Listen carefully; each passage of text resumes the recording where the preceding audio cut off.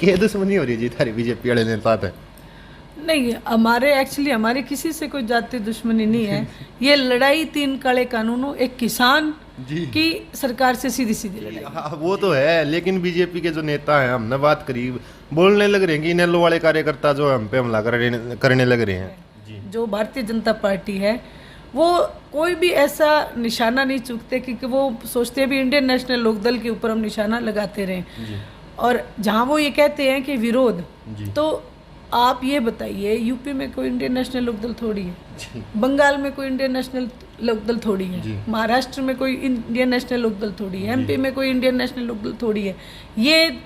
पूरे देशव्यापी आंदोलन है, किसान की लड़ाई है सीधे सीधे भारतीय जनता पार्टी से जी। तो प्रत्याशी नमस्कार जी दोस्तों, स्वागत है आप सबका हमारे यूट्यूब और फेसबुक पेज पर। भाई वीडियो पसंद आवा है तो शेयर और कमेंट करना ना भूलियो, और ना पसंद आवा तो कमेंट फिर भी कर दिया भाई, क्योंकि थारा कमेंट हमारे खातिर बहुत ज़्यादा कीमती है। तो एलनाबाद में आपने बताया कि एलनाबाद में लगातार हम मौजूद हैं, और अभी फिलहाल हम बैठे हैं सुनैना चौटाला जी के साथ में। आपको पता है, हमने दिन में दिखा था कि बीजेपी के जो नेताओं के साथ हमारी भिड़ंत हुई थी, उसमें उनका एक सीधा सा आरोप था। सबसे पहले तो उसी पे बातचीत करेंगे। राम राम जी। राम राम। क्या दुश्मनी हो रही जी थारी बीजेपी वाले नेता थे? नहीं, हमारे किसी से कोई जाति दुश्मनी नहीं है। ये लड़ाई 3 काले कानूनों, एक किसान की सरकार से सीधी सीधी लड़ाई है जी। हाँ वो तो है, लेकिन बीजेपी के जो नेता हैं, हमने बात करी, बोलने लग रहे हैं कि इनेलो वाले कार्यकर्ता जो हम पे हमला करने लग रहे हैं, क्योंकि इंडियन नेशनल लोकदल जी एक किसानों की पार्टी है जी। और किसान हमारे दिलों में बसते हैं, और किसान के दिलों में इंडियन नेशनल लोकदल बसती है, क्योंकि आदरणीय चौधरी देवीलाल जी किसान मसीहा माने गए हैं जी। जो सबसे पहले मुआवजा दिलाने के लिए जी अगर किन्होंने पहल करी थी तो वो आदरणीय चौधरी देवीलाल जी ने करी थी। तो जो आज पक्ष है, जो भारतीय जनता पार्टी है, वो कोई भी ऐसा निशाना नहीं चूकते, क्योंकि वो सोचते हैं भी इंडियन नेशनल लोकदल के ऊपर हम निशाना लगाते रहें। और जहां वो ये कहते हैं कि विरोध, तो आप ये बताइए, यूपी में कोई इंडियन नेशनल लोकदल थोड़ी है, बंगाल में कोई इंडियन नेशनल लोकदल थोड़ी है, महाराष्ट्र में कोई इंडियन नेशनल लोकदल थोड़ी है, एमपी में कोई इंडियन नेशनल लोकदल थोड़ी है। ये पूरे देशव्यापी आंदोलन है, किसान की लड़ाई है सीधे सीधे भारतीय जनता पार्टी से जी। तो प्रत्याशियों की अगर बात करें, मैम आपने तो डिक्लेयर कर दिया, पहले भी वहीं रहे हैं, लेकिन अगर बातचीत करें कांग्रेस के प्रत्याशी की, जिनको पहले जो है कांग्रेस वाले सुनाते थे खरी खोटी पवन बेनीवाल जी, वो कांग्रेस से हैं। और अगर बात करें बीजेपी के प्रत्याशी की, तो गोविंद कांडा जी, जिनका तो 2019 में जिनके भाई का समर्थन लेने से भी बीजेपी वालों ने मना कर दिया था, उनको टिकट दी है। तो क्या कुछ लग रहा है? देखिए, ये देश का बड़ा दुर्भाग्य है कि आज ऐसे क्रिमिनल जो हैं वो भारतीय जनता पार्टी कैंडिडेट बना के ला रही है। और जो हम हमेशा कहते हैं कि Bharatiya Janata party washing machine की तरह है, कितने भी गुनाह कर लो, इनकी वॉशिंग मशीन में आते ही वो पाक साफ हो जाते हैं। यही भारतीय जनता पार्टी पहले कांडा को इन्होंने बकायदा तख्तियां लगा के विरोध करा था कि इसको होम मिनिस्ट्री से हटाया जाए, क्योंकि ये इसने वो गीतिका हत्याकांड जो हुआ था उसके एवज में। आज वही इनके लिए गुड़ मिश्री बन गया। दरअसल बात यह है कि भारतीय जनता पार्टी के हालात ऐसे हैं कि ये गांव में जा नहीं सकते, इनको कैंडिडेट मिल ही नहीं रहे थे। सब ने इनकी टिकटें फेंक दी। क्या भारतीय जनता पार्टी में कोई नेता नहीं है जो टिकट ले सके? किसी में दम नहीं है। सारी बेडें इकट्ठी कर रखी हैं क्या? तो इनको इन बेडों में ये एक बेड मिली और इन्होंने इसको पटका पहना दिया, अभी तू लड़ ले। अब ये जाने इसका कर्म जाने, क्योंकि यहाँ पे टोटल आप डिस्ट्रिक्ट सिरसा में आप कहीं भी चले जाओ, आप इन कांडा ब्रदर्स का नाम ले दो, लोग कहेंगे इनसे माड़ा कोई नहीं है जी। वो तो खुद को समाज सेवी बताने लग रहे हैं जी। वो तो जी, समाज सेवा और उसमें बहुत बड़ा फर्क होता है जी। समाज के लिए इन्होंने क्या कार्य किए, एक बार जरा आप उनसे ज़रूर पूछना।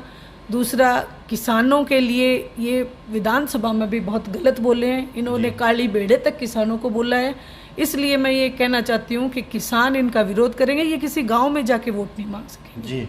जो जितनी फोर्स हम देखने लग रहे हैं, हमें चुनाव के टाइम पे हमने ये तो देखा था कि काउंटिंग के टाइम पे काउंटिंग सेंटर की जो है पहरेदारी करवा दी गई, लेकिन चुनाव के टाइम पे हमने बहुत सारे चुनाव देखे, लेकिन किसी में ऐसा जो है पहरा नहीं दिखाई दिया। जहाँ भी प्रोग्राम होता वहाँ एक सीआरपीएफ की टुकड़ी, एक आरपीएफ की टुकड़ी और बहुत सारे पुलिस के जवान तैनात किए जाते हैं। ऐसे गाँव में वोट मांगने कैसे जाएंगे फिर ये? देखिए, वैसे तो ये कहते हैं कि देश के ऊपर कर्जा बहुत है जी आप ये देखिए कि या क्या ये खर्चा नहीं है जी वहाँ तो ये खर्चे के ऊपर रिस्ट्रिक्शन लगाते हैं कि चुनावों में खर्चा कम करें जी क्या ये सीआरपीएफ और ये क्या ये खर्चा नहीं है जी अब ये भारतीय जनता पार्टी के खाते में दर्ज होना चाहिए और जो चुनाव प्रचार के लिए जो ये गाड़ियां लेके जा रहे हैं आज आपने देखा होगा इंडियन नेशनल लोकदल के प्रत्याशी अभय सिंह जी चौटाला कितनी सादगी से अपना नामांकन पत्र दाखिल करके आए वहीं इनके पक्ष के जो गोविंद कांडा करके आए थे तो ये मतलब 500-600 लोग जा रहे हैं तो इनके लिए कोई रिस्ट्रिक्शंस नहीं है ये सरासर लोकतंत्र की हत्या कर रहे हैं और इसमें ये जवानों का गलत इस्तेमाल कर रहे हैं जी तो एक तरफ तो मैम जो है लखीमपुर में जो है किसानों की जो चिताएं हैं उनकी आग जो है ठंडी भी नहीं हुई थी दूसरी तरफ जो है डीजे बजाकर जो है खुशी मनाते हुए ये बीजेपी के जो नेता लोग गए हैं कितना दुर्भाग्यपूर्ण जो आप इसको मानते हो देखिए ये बहुत बड़ा दुर्भाग्य ये हमारी कोई लड़ाई एक एलनाबाद नहीं है जी हमारा टारगेट पूरे हिंदुस्तान को है क्योंकि ये 1857 के संग्राम से कम नहीं है वहाँ भी अंग्रेजों ने इतनी जातियाँ की थी जलियांवाला कांड याद आता है लखीमपुर को देख के ऐसा ही कुछ अंग्रेजों ने भी किया था लेकिन हिंदुस्तान का भी ये इतिहास है वो अपने ऊपर जाती है थोड़े समय के लिए बर्दाश्त करते हैं बाकी वो दुश्मन को सबक सिखाना अच्छे से जानते हैं थोड़े समय के लिए वो खुश हो ले लेकिन अभी चुनाव यूपी में वो नतीजे बताएंगे कि भारतीय जनता पार्टी का असली चेहरा क्या है और ग्राउंड कहाँ पे जी तो अगर कांग्रेस की हम बात करें पवन बेनीवाल जी जो उम्मीदवार उतारे गए हैं उनको कहाँ पे देखते हो आप इलेक्शन में देखिए मैं उनको कहीं पे भी नहीं देखती मुझे लगता है कि वो एक ऐसे कैंडिडेट हैं जिनको अभय सिंह चौटाला से पार्टियां बदल के हारने में मजा आता है अभी वो फिर से हारने जा रहे हैं और मैं कहूँगी कांग्रेस की भी मुझे ये समझ नहीं आती कि जो इतने साल तक ये बड़ी पार्टियां जो नेशनल लेवल की भारतीय जनता पार्टी और कांग्रेस दोनों ने ही अपने जो पुराने जो कार्यकर्ता उनकी अनदेखी करके पैराशूट से दोनों कैंडिडेट उतार दिए तो इनकी कमजोरी सामने आती है ये इनका कोई दबंगपन नहीं है इनकी सरासर कमजोरी है भरत सिंह बेनीवाल जो कह रहे वो सत्य है कि उन्होंने इतने साल तक पार्टी के लिए जूते घिसाए और आज उनको टिकट ना मिलके पवन को टिकट दे दी जाती है तो ये कांग्रेस का सारे जगह पंजाब में देख लो अब आप हरियाणा में भी ये देखने को मिल रहा है तो ये हाल कांग्रेस का भी है क्योंकि ये दोनों ही एक ही थाली के चट्टे बट्टे हैं कानून बनाने वाली कांग्रेस थी लागू करने वाली भारतीय जनता पार्टी तो बात करें जी अगर भरत सिंह बेनीवाल की एक जो है कदावर नेता जो है इलाहाबाद के माने जाते हैं एक बार जो है एमएलए भी जो वहाँ से रह चुके हैं तो क्या लग रहा है कि भरत सिंह बेनीवाल जो है इन लोगों को ज्वाइन कर सकते हैं देखिए ये उनका निजी फैसला है मैं इसमें कुछ नहीं कहूँगी लेकिन हाँ मैं ये क्योंकि मैं मतलब देखो सत्य को नकारना नहीं चाहिए बेशक वो दूसरी पार्टी के हैं लेकिन जहाँ तक मेरा ख्याल है कि पैराशूट से क्यों उतारा गया इसमें पार्टी की कमजोरी दिखाई देती है क्योंकि पार्टी पूरी तरीके से तैयार है ही नहीं इलेक्शन के लिए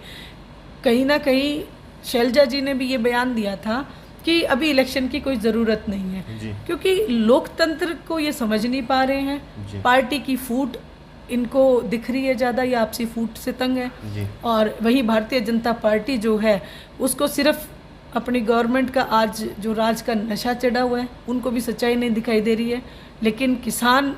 आज जाग चुका है और किसान अपना फैसला 30 तारीख को दे देगा जी तो अगर किसानों की बात करें तो जी एक स्वयंभू किसान नेता ही हम उसको कह सकते हैं क्योंकि संयुक्त किसान मोर्चा ने बाकायदा अपना बयान जारी करके ये बात कह दी है कि हमारी तरफ से कोई भी कैंडिडेट जो है नहीं उतारागा तो एक स्वयंभू किसान नेता विकल्प आचार्य जी हैं उन्होंने भी जो है इलाहाबाद से रण में से अपना फार्म भर दिया उनके बारे में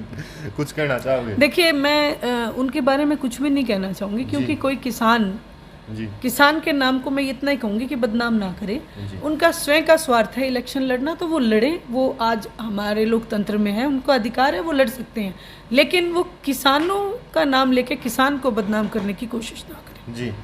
तो प्रचार मैम जो है क्योंकि दोनों पार्टियां देखिए कांग्रेस और जो है बीजेपी पूरा जोर शोर लगा रही है लेकिन इनेलो की तरफ से अभी जो है धीमा दिखाई देने लग रहा है क्या बात है नहीं आप ये देखें इंडियन नेशनल लोकदल का कार्यकर्ता ग्राउंड पे काम करता है वो दिखावा कम करता है इंडियन नेशनल लोकदल का कहीं विरोध ही नहीं है हमारे तो जो भी कार्यकर्ता जा रहे हैं उन लोगों ने स्वागत कर रहे हैं उनको गांव में बुला रहे हैं और पहले अभी नामांकन जैसे भाई साहब ने फाइल किया है। एलनाबाद के लोगों ने तो मांग के डिमांड करके उनको वापस लिया है अपना कैंडिडेट। तो इसलिए इंडियन नेशनल लोकदल जो है अपने तरीके से ग्राउंड पे वो लोगों से जुड़ी हुई है और वो अपना प्रचार करिए। दिखावा करना इंडियन नेशनल लोकदल की आदत ही नहीं है जी। तो इस बार की अगर बात करें मैम, क्योंकि जो है रोड शो पे रोक लगा रखी है और रैलियों पे रोक लगा सकी है, तो इस बार का चुनाव प्रचार कितना अलग रहने वाला है? देखिए, हमें तो देखो हमारे अपने हैं, हमें तो उनके साथ चाहे गांव में उनसे कांटेक्ट करना है, हम उनके पास जाएंगे और वोट की अपील करेंगे। बाकी जो एलनाबाद की जनता है, लोग वो स्वयं भाई साहब के लिए जा जा के वोट मांग रही है। हमें भी ये कह दिया गया है कि चाहे आप घर बैठो, लेकिन हम आपको घर बैठे ही लेंगे, लेकिन हमारा ये नैतिक दायित्व बनता है, हम उनके बीच में जाएंगे, वोट की अपील करेंगे, एक प्रोटोकॉल के हिसाब से सारे हम नियम जो हैं उनको मानेंगे। जिस पर जैसे अभय सिंह जी चौटाला ने बड़े सादगी से अपना नामांकन दाखिल किया, उसी तरीके से सादगी से ही हम ये इलेक्शन जो है अभय सिंह जी चौटाला 90,000 से ऊपर जीतने जा रहे हैं जी। तो मैम, जो ये बात आप लोग कर रहे हो कि हमें वोट मांगने जाने की बात नहीं, ये कॉन्फिडेंस है या फिर ओवर कॉन्फिडेंस से हम बोलें? क्योंकि बीजेपी जो है दावा करने लग रही है कि अब की बार कुछ अलग होगा। देखिए, अलग वो गुंडागर्दी कर दे तो बात अलग है जी, लेकिन ये कॉन्फिडेंस नहीं, ये विश्वास जी, ये जनता का जो अभय सिंह चौटाला के प्रति जो विश्वास है, क्योंकि एकमात्र पूरे हिंदुस्तान में ऐसे नेता जिन्होंने किसानों के पक्ष में खड़ा होना ज़्यादा ज़रूरी समझा कुर्सी के बजाय, तो और उन्होंने आदरणीय चौधरी देवीलाल जी को साबित किया कि हम उन्हीं के वंशज हैं। तो इसलिए लोगों का एक विश्वास उन्होंने जीता है, लोगों का उनके प्रति और उनका लोगों के प्रति ये विश्वास है। इसमें कोई कॉन्फिडेंस या ओवर कॉन्फिडेंस की बात नहीं, ये आपस का एक विश्वास है और उस विश्वास के तहत ही मैं ये कह रही हूँ कि 90,000 से ऊपर की लीड अभय सिंह जी चौटाला करेंगे जी। तो मैम, आखिरी सवाल में जो है जनता से एक अपील मांगे, क्योंकि जिस हिसाब से हमारी सरकार के नेताओं के बयान आने लग रहे हैं तो और जितना लंबा आंदोलन हो गया है, पब्लिक के अंदर हम रहते हैं तो गुस्सा पब्लिक में भी बहुत ज़्यादा है और जिस हिसाब के बयान आने लग रहे हैं, क्योंकि अपना हरियाणा है, अपना देश है, अपना सिरसा है, अपना एलनाबाद है, तो पब्लिक से क्या कुछ जो है विनती करना चाहोगे? मैं ये कहना चाहती हूँ पूरे हरियाणा प्रदेश की जनता से कि जिस प्रकार हमने स्वयं कोई डिसीजन नहीं लिया, लेकिन हमारे जो मुख्यमंत्री जी साहब हैं उन्होंने हमें ये सिखा दिया कि जैसे को तैसा। अब तक तो किसान बड़े आराम से अपना झंडा, काले झंडे दिखा के करे थे, लेकिन मुख्यमंत्री साहब कहते हैं कि सामने डंडा उठाओ, जैसे को तैसा करो। बड़े एक शब्दावली में उन्होंने इन बातों का प्रयोग करते हुए, और फिर वो कल ही मैंने देखा कि अब वो कह रहे हैं कि मैं अपने शब्द वापस लेता हूँ। तो क्या उनका ये नैतिक दायित्व नहीं बनता कि वो अपने कुर्सी से त्याग पत्र दे, कि जो उनके मुंह से निकले हुए शब्द जो हैं कहीं ना कहीं जनता ने उन्हें पकड़ लिया है। और अब जब आपने अभी पूछा था मुझसे पहले सवाल कि इंडियन नेशनल लोकदल के ऊपर आरोप लगा रहे हैं, ये आरोप नहीं है, ये उन्हीं की सिखाई हुई नीतियां हैं जो लोग अब अपना रहे हैं। अब तो बात कहते हैं ना, तीर तो निकल चुका कमान से और जबान से निकली हुई बातें वापस नहीं होती हैं। इसलिए मैं कहना चाहती हूँ पूरे हरियाणा प्रदेश से कि देखिए, कोशिश कीजिए, जब तक शांति से हम काम ले सकें हमें शांति से ही काम लेना चाहिए। लेकिन जिस प्रकार के हमारे मुख्यमंत्री साहब ने बोला कि जब शांति से बात ना बने और जब घी सीधी उंगली से ना निकले तो उसको टेढ़ी करने में भी कोई हर्ज नहीं है। जो जैसा सामने से बर्ताव करे उसके साथ वैसा ही करो, क्योंकि 3 कृषि काले कानून आज किसान उसको सहन कर रहे हैं, ना केवल किसान, व्यापारी और जो हमारे मजदूर सब मारे गए हैं, इन सब पिसने वाले इन कानूनों के तहत। इसलिए हमें विरोध करना है, लेकिन संयम से, शांति से और अपने नियमों में रह के। चलो जी, धन्यवाद। तो भाई ये थे सुनैना चौटाला जी। तो एक रिक्वेस्ट हम अपने चैनलों की तरफ से आपसे ज़रूर करना चाहेंगे, क्योंकि माहौल जो है, एक तो एलनाबाद उपचुनाव है, उसके बाद में जो है उत्तर प्रदेश में चुनाव है, पंजाब में चुनाव है, माहौल बड़ा गर्मा हुआ है और जो है आंदोलन भी बहुत लंबा चल गया है, तो गुस्सा जो है बनता है, लेकिन संयम बहुत ज़्यादा ज़रूरी है, क्योंकि हरियाणा अपना है, देश अपना है और बचाना भी हमें है भाई। तो सारे भाई सी हम तरह करो। अगली वीडियो में फिर मिलाएं। जय जवान जय किसान।